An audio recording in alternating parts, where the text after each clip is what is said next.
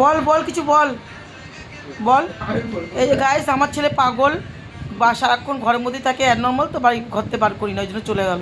আর এই একটা পাগলি, এই যে পাগলি সারাক্ষণ বসে থাকে মোবাইল ঘাটে, আর বলবো কি আমাকে দেখাও না, আমাকে দেখাও না। মোবাইলে যে কী আছে ওই জানে। ওই যে পাগল আইসে, আবার পাগল ফিরে আইসে, নুনের কৌটা, এই যে পাগল।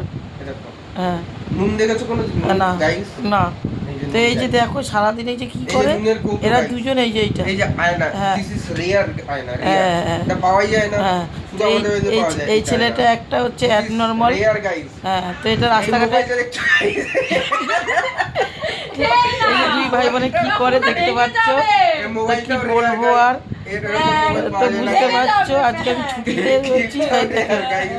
তো এই যে অ্যাবনর্মাল, একে রাস্তাঘাটে দেখলে তারা করবেন ফেলবো গাইস। হ্যাঁ এই যা খুশি কর, যা খুশি কর, আমি এই পুতুলগুলো দেখছো গাইস, এগুলো হচ্ছে কি রিয়ার পুতুল গাইস, এগুলো বিক্রি করা হবে কালকে। আর এই একটা পাগল কালকে বিক্রি করে দিয়েছো আটি কি ওকে।